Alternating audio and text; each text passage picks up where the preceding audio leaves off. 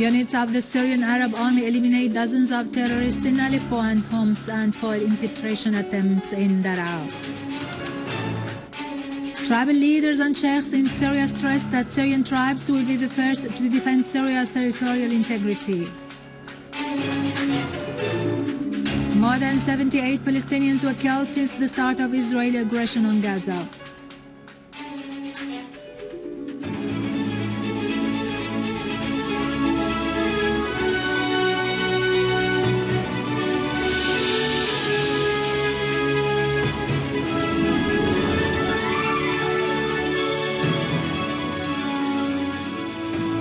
Good afternoon, ladies and gentlemen, and welcome to our news for today.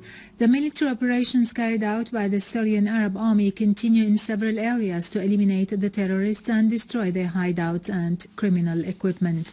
In Aleppo, Syrian Arab Army units targeted terrorists, killing and wounding many of them and destroying their vehicles in Al-Atarib, Darit Azza, Quttan al-Jabal, Kafar Hamra, Queris, Hassin, Tel Souseh, Sheikh Said and Fakhur. Syrian Arab Army units also foiled an attempt by a terrorist group to infiltrate in the direction of secured districts from Lakhdar al-Bizar area, killing and wounding several members of the group. Another massacre has been committed by terrorists against a family in Taqsis village in Hama's southern countryside. A source at Hama Governorate Police Command said an armed terrorist group had infiltrated into Taqsis village from al-Rastan, slaughtering 3 women, decapitating them and mutilating their bodies. They also opened fire at a 4th woman and kidnapped a 5th member of the same family. Director of Hama National Hospital, Dr. Salim Khallouf, said the hospital received today the corpses of 3 women from Taqsis with gunshots, mutilation and decapitation clearly apparent on them. First aid was delivered to a 4th woman who was in a state of coma and who had been shot in the mouth. She was in a serious condition, Dr. Khallouf added.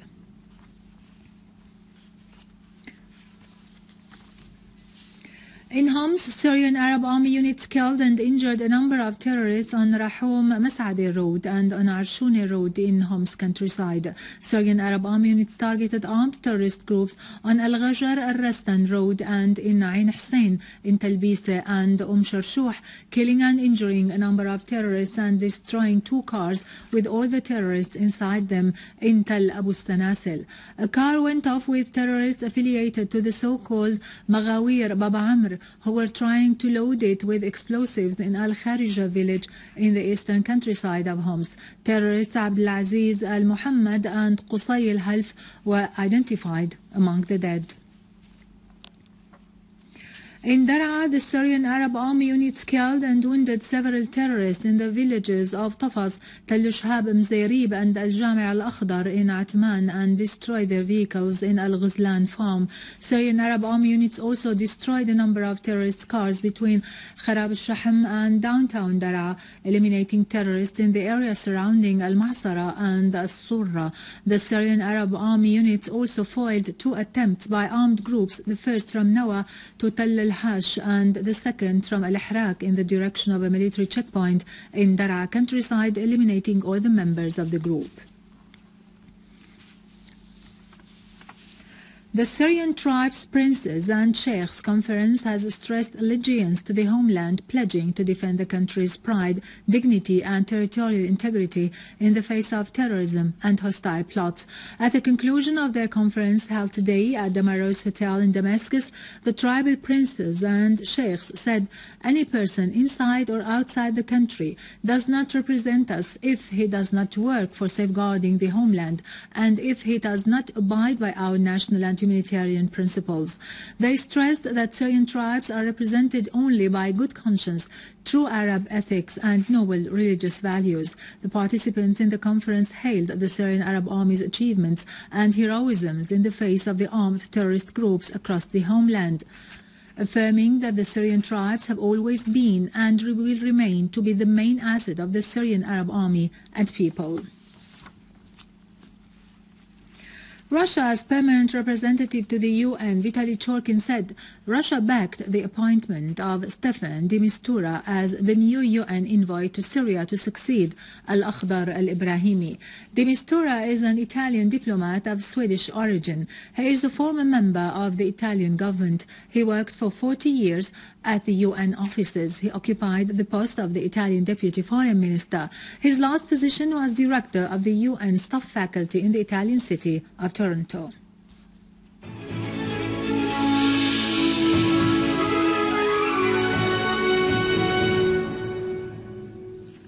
Welcome back. For the third day running, Israeli war on Gaza continued, killing and injuring dozens of Palestinians and destroying scores of houses.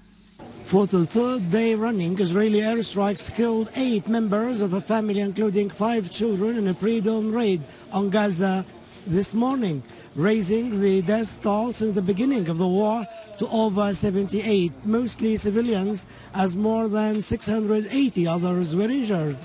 The 5-year-old child Abdullah Abu Ghazal was killed during a raid on Beit Lahia, north of Gaza Strip.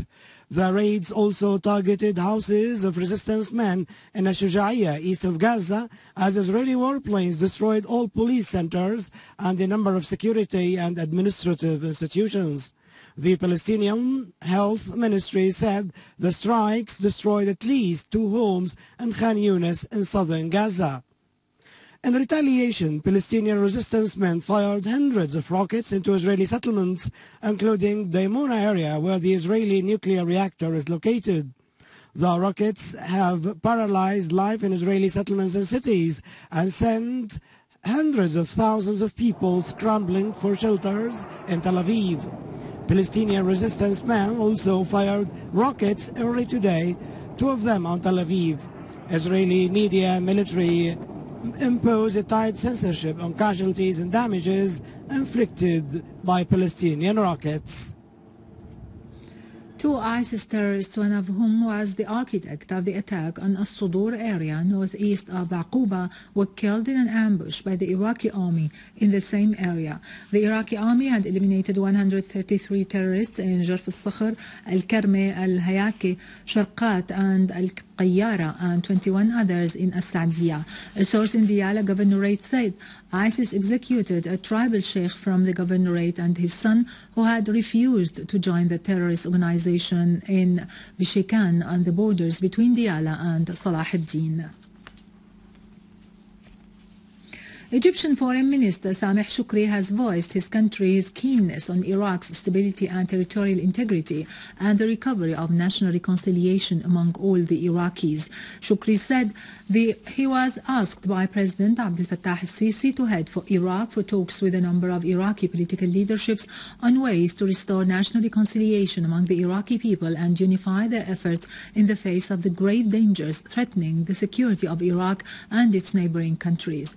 In a telephone conversation with Iraqi Prime Minister Nour al-Maliki, the Egyptian president expressed his country's concern over the situation in Iraq, calling for the need to safeguard Iraq's unity in order to confront extremism and terrorism and build a strong national state for all the components of the Iraqi people.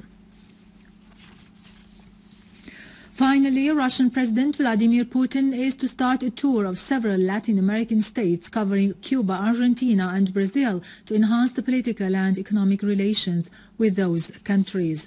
Putin is to meet Cuban President Raúl Castro and the leader of the Cuban Revolution, Fidel Castro. The second leg of his tour will be Argentina and later Brazil, where he will take part in the BRICS summit.